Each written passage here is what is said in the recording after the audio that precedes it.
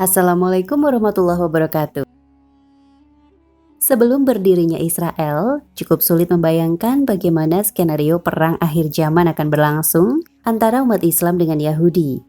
Betapa tidak, selama 2000 tahun, orang Yahudi tersebar di banyak tempat.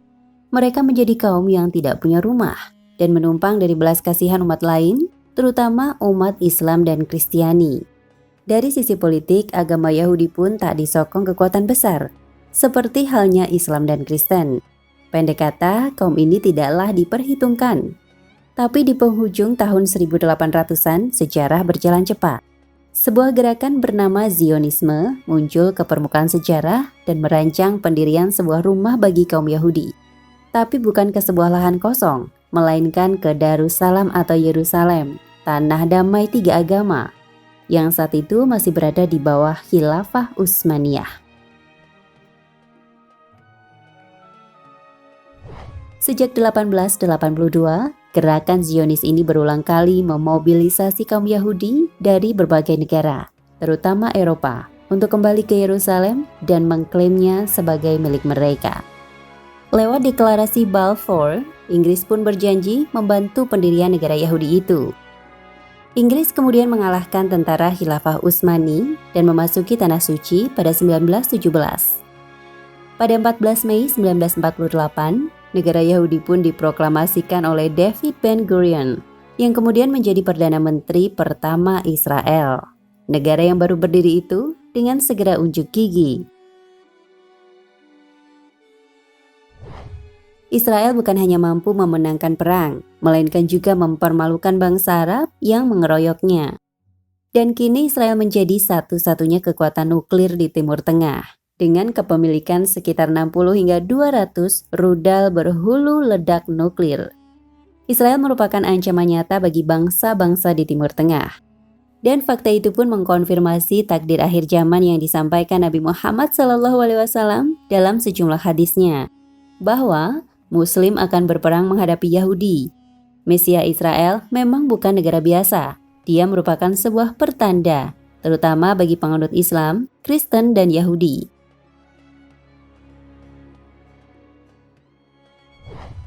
Seperti ditulis pakar eskatologi Islam, Imran Hussein dalam bukunya Jerusalem in the Quran, Yahudi meyakini restorasi Israel setelah 2000 tahun kerajaan Israel dihancurkan merupakan satu dari 7 tanda kehadiran Mahsyah atau Mosiah atau Masyah atau Mosiah. Itu adalah bahasa Ibrani dari Al-Masih atau Mesias. Tapi Al-Masih yang mereka tunggu bukanlah kedatangan Nabi Isa Al-Masih, sebagaimana keyakinan Islam dan Kristen. Mereka menunggu Mesias yang lain. Meski sedang berlangsung, restorasi Israel tersebut belumlah sempurna. Yang dimaksud restorasi Israel bukanlah sekedar pendirian negara Israel, tapi juga negara dengan luas, seperti pada era Nabi Daud, yang merupakan era keemasan Bani Israel. Bahkan, gerakan Zionis saat ini menambahkannya dengan gagasan Israel Raya, atau Eretz Yisrael, yang membentang dari delta Nil yang kini masih dikuasai Mesir, hingga ke sungai Eufrat yang kini masih dikuasai oleh Irak, seperti yang ditulis dalam kitab Genesis, bahkan lebih luas lagi. Tanda kedua dari kehadiran Mesias versi Yahudi ini adalah kembalinya orang-orang Yahudi yang semula terpencar atau diaspora ke Tanah Suci atau Yerusalem.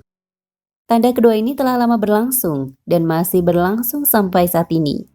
Terus mengalirnya orang-orang Yahudi dari berbagai penjuru dunia ke Israel membutuhkan tempat tinggal. Dan persoalan inilah yang sampai saat ini terus-menerus memicu persoalan. Karena Israel terus membangun permukiman baru dan mengusir orang Arab.